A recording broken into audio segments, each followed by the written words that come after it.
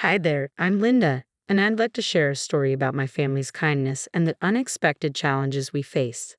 Growing up wasn't always easy for me, but I always believed in lending a helping hand. My family didn't have much, and we often struggled to make it to the end of the month. I had two younger siblings, and because my parents were constantly busy with work, I was responsible for taking care of them. Living so close to poverty, I developed a strong desire to help those in need around me. I studied hard and managed to build a life for myself. As the first of my siblings to start working, I wanted to make their lives easier. Every time I got paid, I sent money back home, which allowed my parents to work fewer tiring hours and spend more time with my siblings. As my siblings grew older and began to work, our family's situation improved. To continue sending money home, I picked up extra hours and worked diligently. My efforts paid off when I was promoted to the manager of my section, a position that came with many benefits and a good raise. Finally, I could relax and settle into a more comfortable life.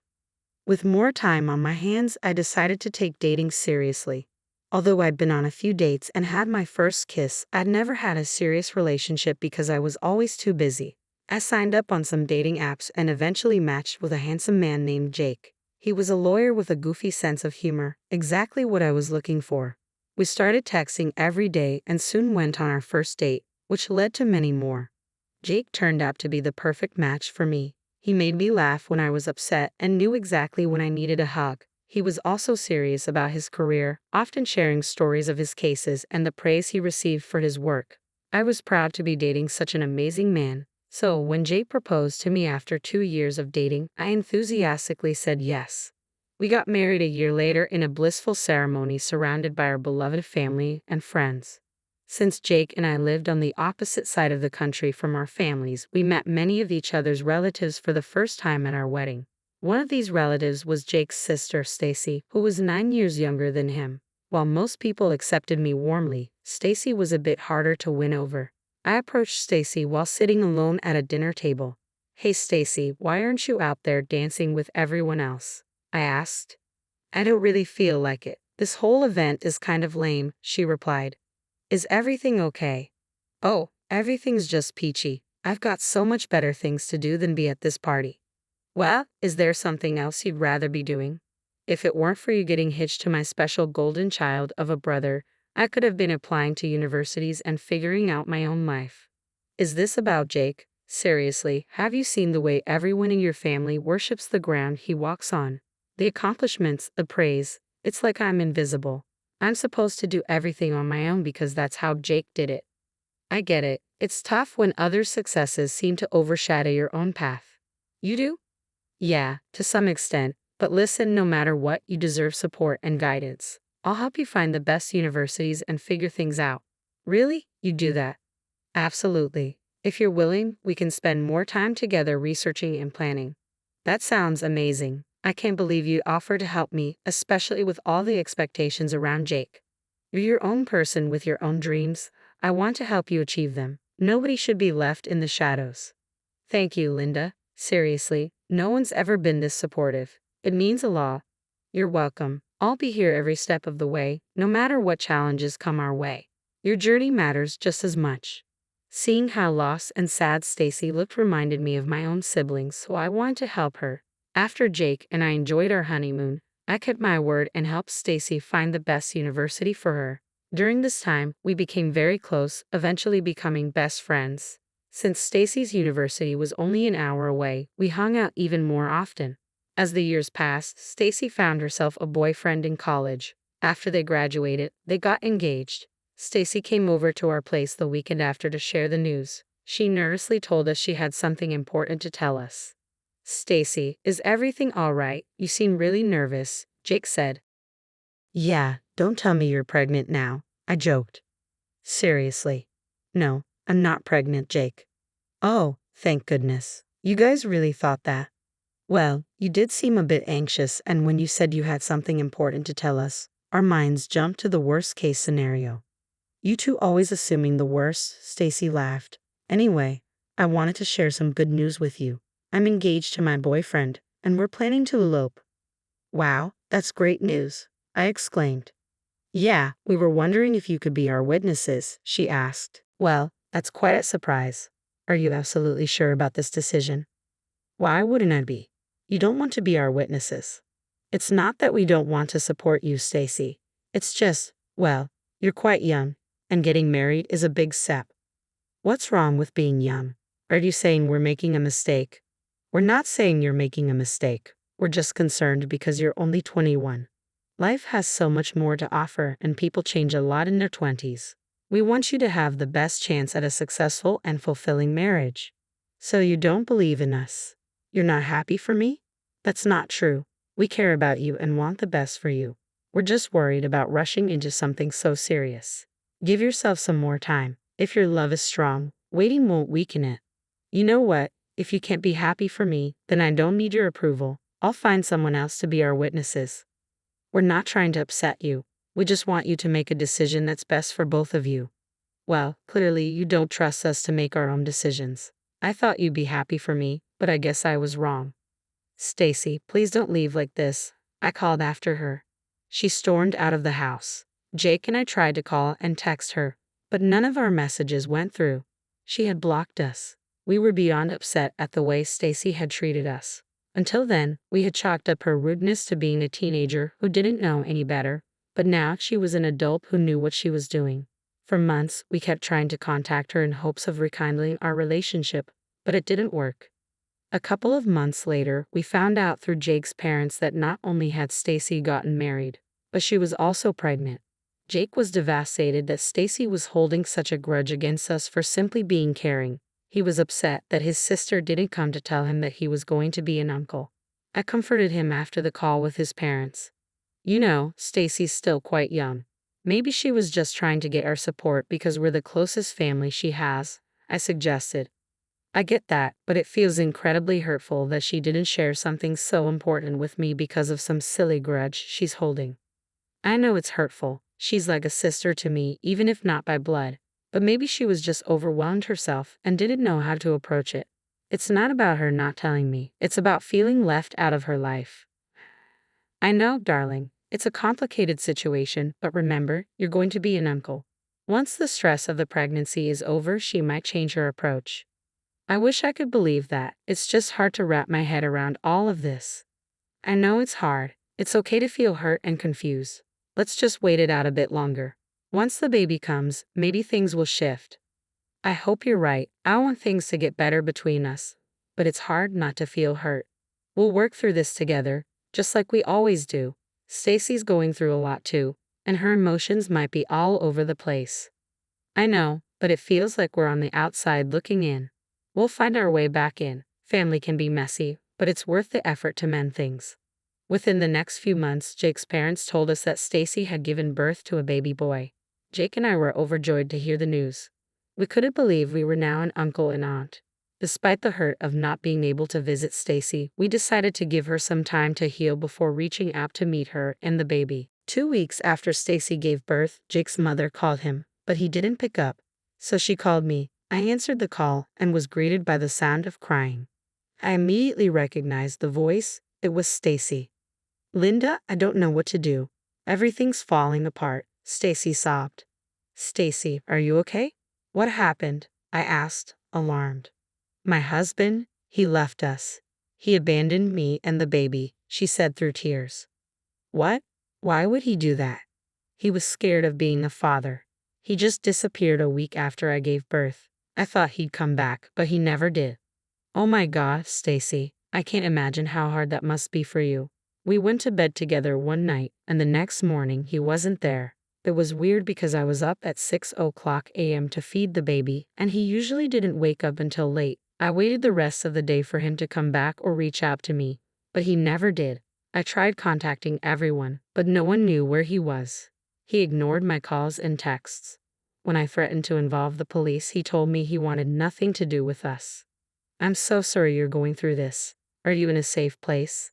I'm at my mom's place right now, but I can't keep living here. I still have the place we rented, but I can't afford it on my own anymore. I don't know how I'll manage food for me and the baby.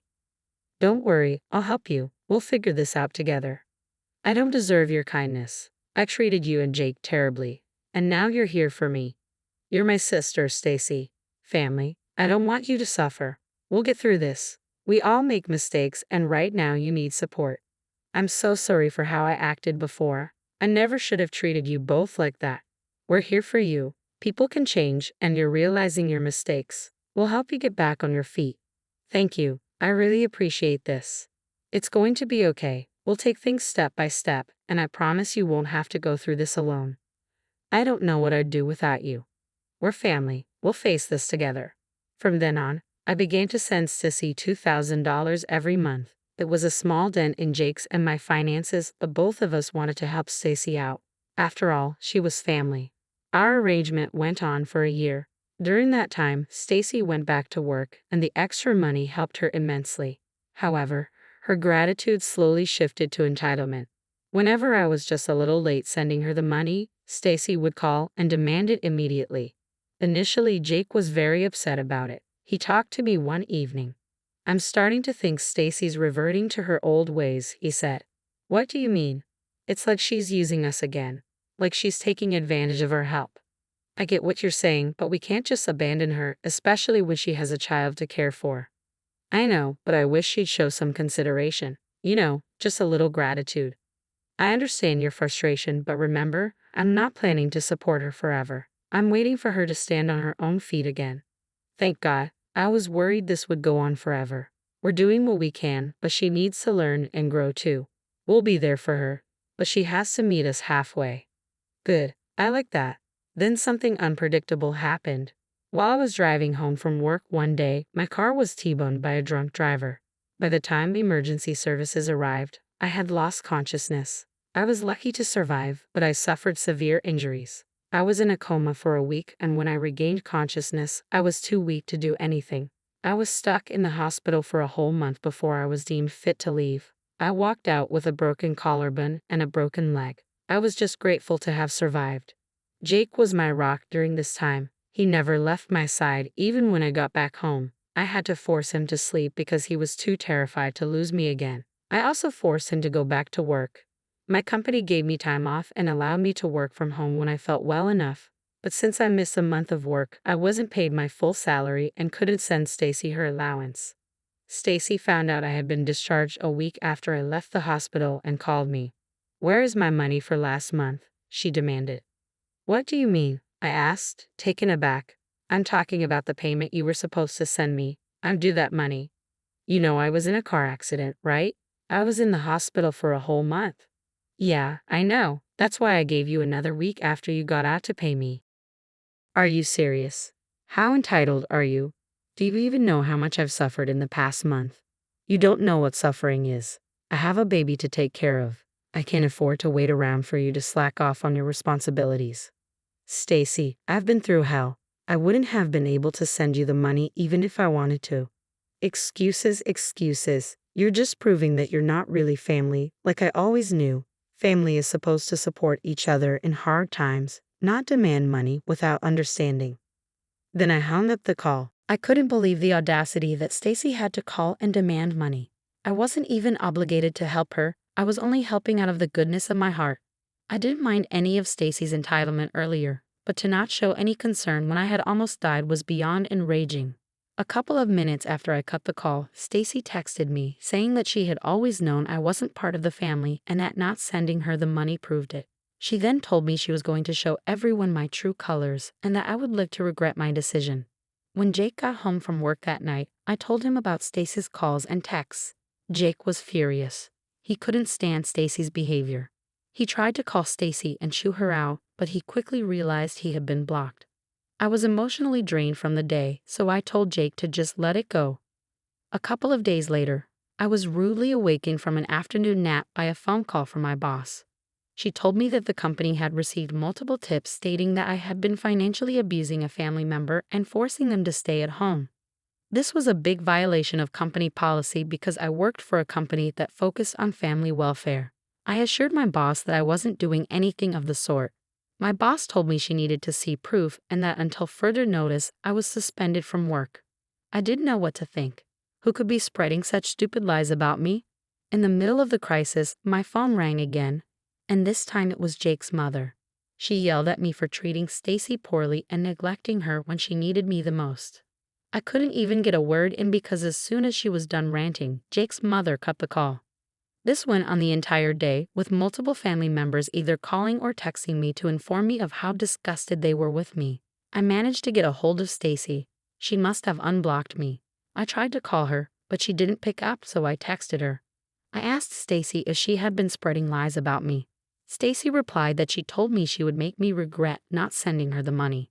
I tried to angrily text her back, but realized I had been blocked once again when my messages didn't go through.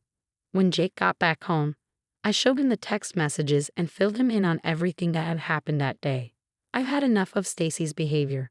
I'm going to make her pay for all of this, Jake said, his voice filled with determination.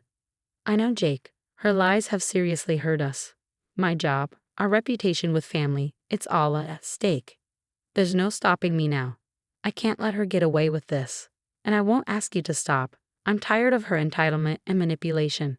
We've shown her nothing but kindness, and this is how she repays us. Linda, I've been thinking, what if we take legal action? A defamation case against Stacy. Absolutely. She needs to face the consequences of her actions. I'm with you on this, Jake. Let's do it. It won't be easy, but it's the right thing to do. We'll get through this together. We always do. Let's stand up for the truth and put an end to her lies once and for all. Over the next few weeks, Stacy was summoned to court for the case. She tried to text and call Jake and me, but this time we were the ones who blocked her. She tried to approach us during the trials, but we tactfully avoided her. In the end, the judge ordered Stacy to pay me $200,000 in settlements. Stacy broke down crying in the courthouse. I did feel bad, but I knew this was the only way for Stacy to learn from her mistakes. Stacy tried to spread more misinformation about Jake and me, but we sent everyone the records of the case and informed them of what had happened. Nobody sided with Stacy, and many refused to associate with her for fear of being mistreated by her too. I also sent proof of my innocence to my company, which got me back to my job. Jake and I truly felt sorry that we had set Stacy back by a lot by suing her, but it was the only way for Stacy to learn. In the end, Stacy's actions led to her own isolation and bad luck. Jake and I continued our journey together, bound by the lessons we had learned and the love that had always guided us. This incident showed us that even in the face of adversity, choosing kindness and standing up for the truth could lead to a brighter and more fulfilling future. Thank you for listening to me until the end.